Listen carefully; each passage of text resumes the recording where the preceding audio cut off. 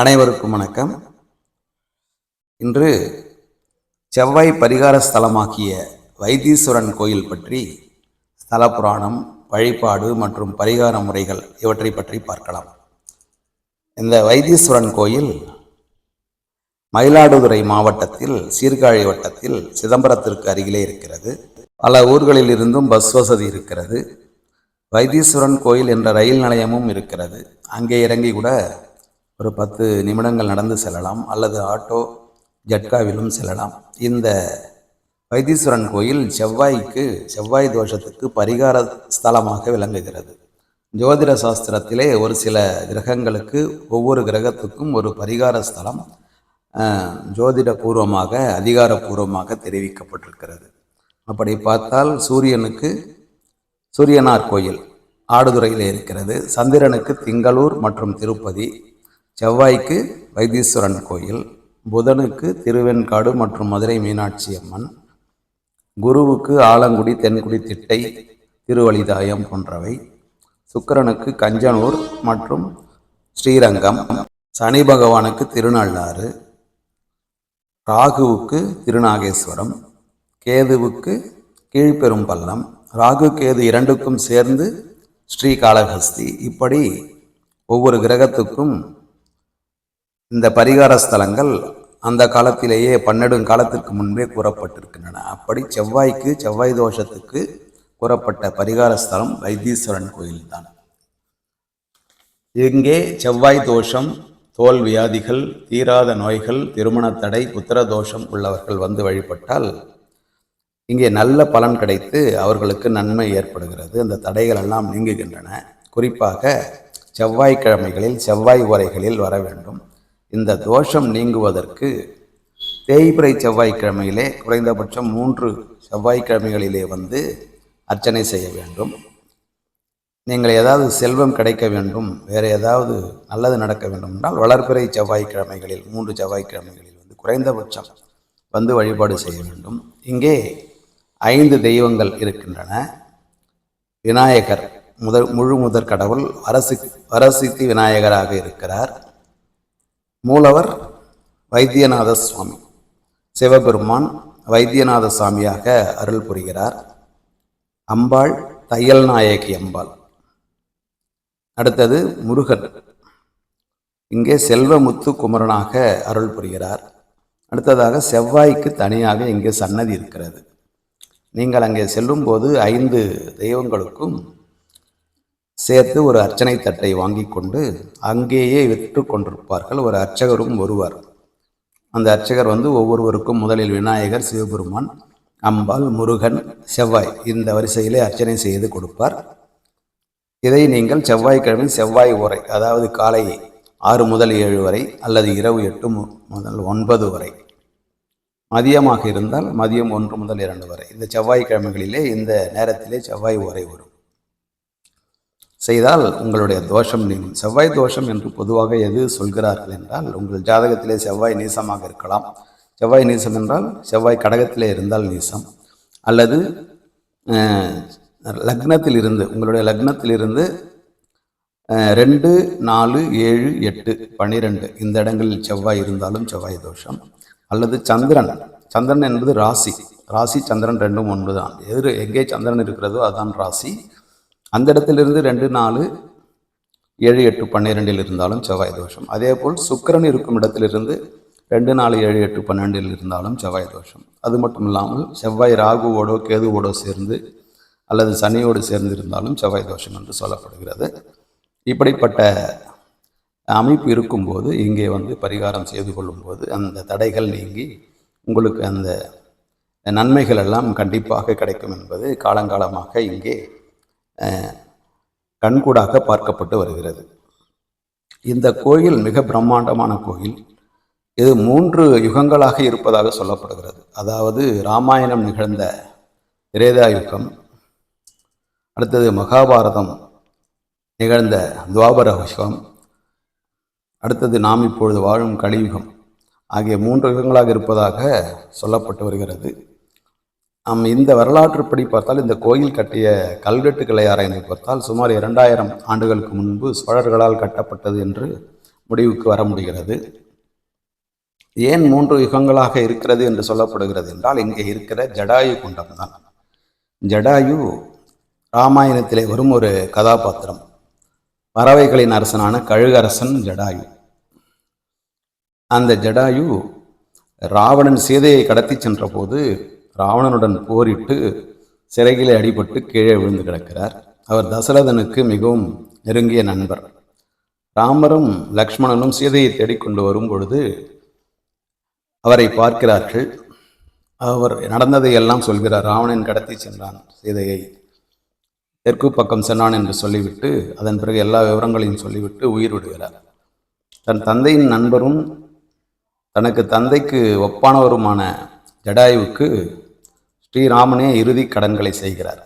அந்த இடம்தான் அங்கே ஜடாயு குண்டம் என்ற பெயரிலே இன்றும் அந்த கோயிலுக்குள்ளே இருக்கிறது. அங்கே விபூதி எப்போதும் இருக்கும். அந்த விபூதியை இட்டுக்கொள்ளும் போது நமக்கு அந்த தோஷங்கள் எல்லாம் நீங்கும் என்று ஐதீகம்.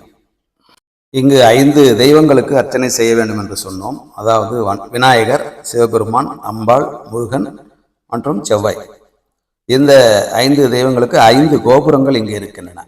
இதில் என்ன ஒரு சிறப்பு என்றால் 5 கோபுரங்களும் ஒரே நேர்கோட்டில் இருக்கின்றன. அது மட்டுமல்ல, இங்கே 2 கொடிமரங்கள் இருக்கின்றன. ஒன்று தங்க கொடிமரம், இன்னொன்று வெள்ளி கொடிமரம். இதுவும் இந்த கோயிலின் சிறப்பாகும். அது மட்டுமல்ல, இங்கே நவகிரகங்கள் வித்தியாசமாக ஒரே நேர்கோட்டில் இருக்கின்றன. மூலவர் சன்னதிக்கு பின்னால் இருக்கின்றன. அதுவும் இந்த கோயிலின் ஒரு தனிச்சிறப்பாகும்.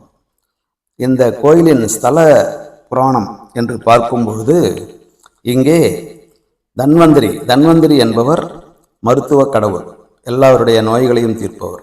அவர் இங்கே வந்து மக்களுடைய நோய்களை தீர்த்து கொண்டிருக்கும் பொழுது அப்பொழுது சிவபெருமானும் அம்பாளும் வைத்தியநாதனாகவும் தையல் நாயகியாகவும் வந்து தன்வந்திரி பகவானுக்கு உதவி செய்ததாக இந்த ஸ்தல புராணம் கூறுகிறது. அதனால்தான் சிவபெருமான் இங்கே வைத்தியநாதன் என்ற பெயரோடு விளங்குகிறார். வைத்தீஸ்வரன், அதனால்தான் வைத்தீஸ்வரன் என்ற கோயில் என்ற பெயரும் வந்தது. ஒரு சமயம் தன்வந்திரியே உடல் நலத்தால் பாதிக்கப்பட அவர் வந்து இங்கே வணங்கி அவர் உடல்நலம் சீரானதாக ஒரு தகவல் கூறுகிறது.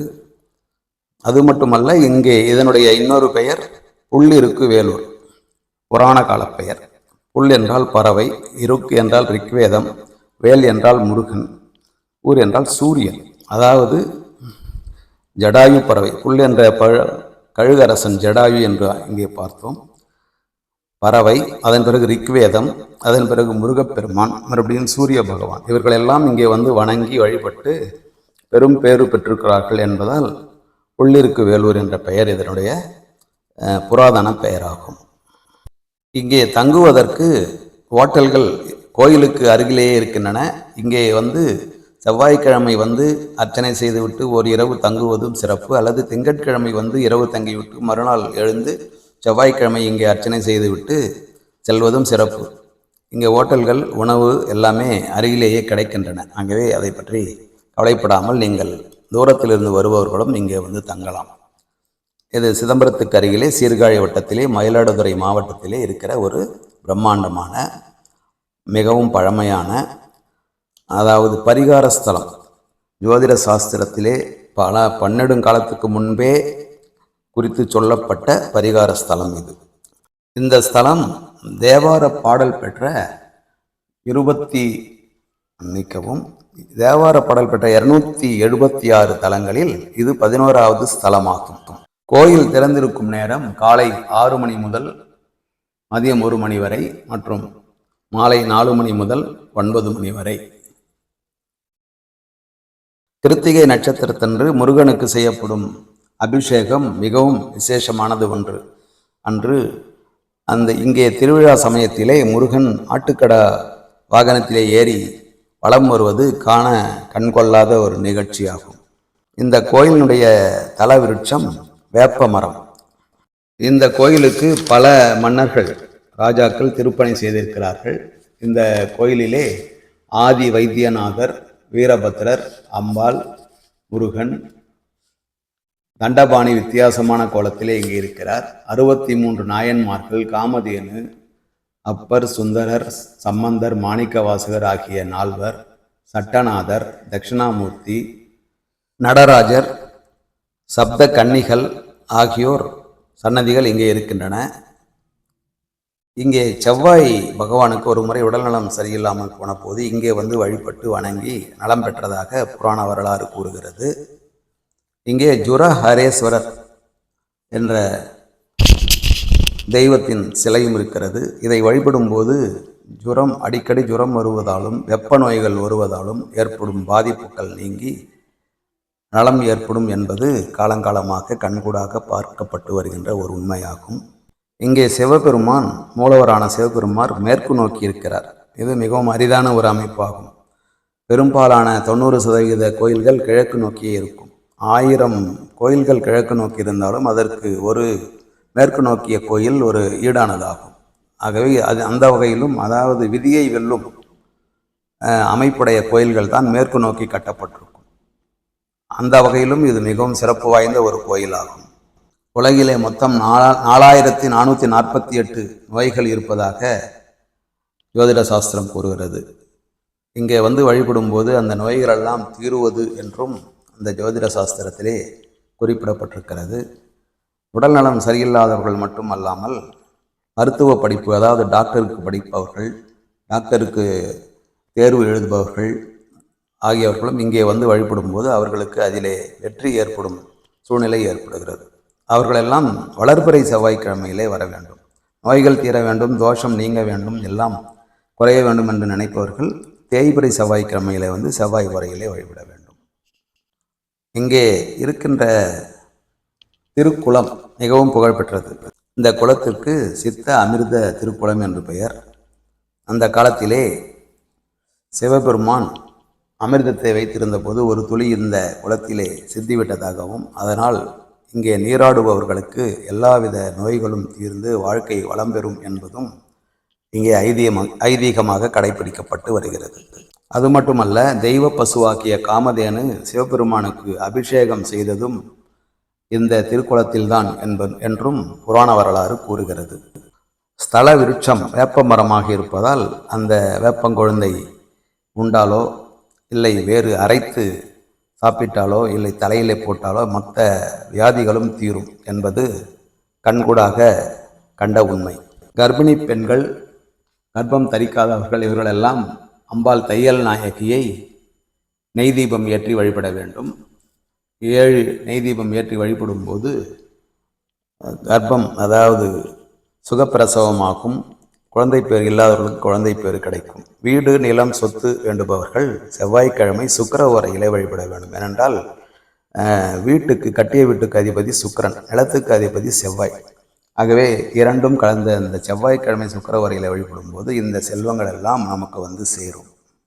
செவ்வாய் தோஷம் நீங்க செவ்வாய் ராகு சேர்ந்திருக்கும் ஜாதகத்தில் இருப்பவர்கள் செவ்வாய்க்கிழமை ராகு காலத்திலும், கேது சேர்ந்திருந்தால் செவ்வாய்க்கிழமை யமகண்டத்திலும் இங்கே அர்ச்சனை செய்ய வேண்டும்.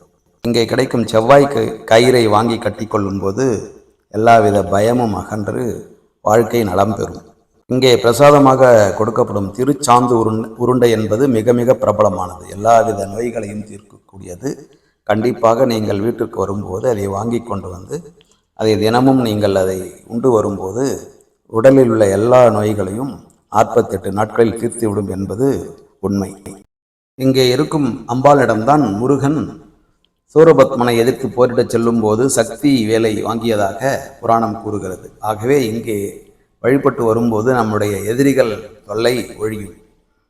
இங்கே கிடைக்கும் புற்றுமண், அபிஷேக தீர்த்தம், விபூதி, வில்வம், வேம்பு, அபிஷேக புணுகு போன்றவையும் தீராத நோய்களை எல்லாம் தீர்த்து வைக்கும் அற்புத மருந்தாகும். குறிப்பாக தோல் நோய்கள் இங்கே வந்து வழிபடும் போது தீர்ந்து நமக்கு சுகத்தை அளிக்கின்றன. இங்கே இந்த கோயிலுக்கு வெளியே இன்னொரு சிறப்பு என்னவென்றால், இங்கே நாடி ஜோதிடம் என்பது இங்கிருந்து தான் பிறந்ததாக கூறப்படுகிறது. இங்கே வெளியே ஏராளமான நாடி ஜோதிடர்கள் இருக்கிறார்கள். அவற்றை நீங்கள் தேர்ந்தெடுத்து அங்கே பார்த்து கொள்ளலாம். அவர்கள் அந்த யட்சணி என்ற அவருடைய தேவதையை ஆவாகனம் செய்து ஒரு சிலர் துல்லியமாக நடந்ததை துல்லியமாக கூறுகிறார்கள். உங்கள் கட்டைவிரல் ரேகையை வைத்து உங்கள் பெயர், உங்கள் தாய் தந்தை பெயர், நீங்கள் என்ன படித்திருக்கிறீர்கள், என்ன வேலை செய்கிறீர்கள், எத்தனை குழந்தைகள், மனைவி பெயர் எல்லாவற்றையுமே துல்லியமாக கூறுவார்கள். ஆனால் நடந்ததையும் கூறுவார்கள். அது எந்த அளவுக்கு என்று தெரியவில்லை. ஆனால் யட்சினி அவருடைய காதிலே ஓதுவதாகவும் நடந்ததை எல்லாம் சொல்லிவிட்டு சென்றுவிடும் என்றும் ஒரு கருத்து நிலவுகிறது. ஆகவே நீங்கள் நடந்ததை அறிந்து கொள்வதில் தாராளமாக இந்த நாடி ஜோதிடத்தை நம்பலாம். நடக்கப் போவது அந்தந்த ஜோதிடரின் ஜோதிட திறமையை பொறுத்து சரியாக நடக்கும். ஒரு சிலருக்கு சரியாக நடப்பதில்லை. ஆனால் நடந்ததை கண்டிப்பாக துல்லியமாக கூறுகிறார்கள். அதே போல் உங்களுக்கு ஜாதகம் இல்லை என்று வைத்துக் கொள்ளுங்கள். உங்களுடைய கைரேகையை வைத்து ஜாதகமே எழுதி கொடுத்து விடுகிறார்கள். அந்த ஜாதகமும் உண்மையாக இருக்கும். ஆகவே ஒருவேளை உங்களுக்கு ஜாதகம் இல்லை என்றால் அங்கே சென்று நீங்கள் அந்த புது ஜாதகம் எழுதி கொள்ளலாம். அப்படியே நீங்கள் அதை உங்கள் ஜாதகம் இருந்தாலும் அவர்களிடம் அதை எழுதி வாங்கி உங்களுடைய ஜாதகத்தை ஒப்பிட்டு பார்த்து அது உண்மையா பொய்யா என்பதையும் தெரிந்து கொள்ளலாம். அந்த வகையில் அந்த நாடி ஜோதிடம் நமக்கு நன்மை செய்வதாகவே இருக்கிறது. சில இடங்களில் அங்கிருந்து தான் ஓலைச்சுவடிகள் தமிழ்நாட்டின் பல இடங்களுக்கு எடுத்து செல்லப்பட்டு செய்யப்படுகின்றன. அதாவது நாடி ஜோதிடம் சொல்லப்படுகிறது. ஆனால் அதில் ஒரு சிலர் தவறாக நடப்பதால் அந்த நாடி ஜோதிடத்தின் பெயரே கெட்டு போய்விடுகிறது.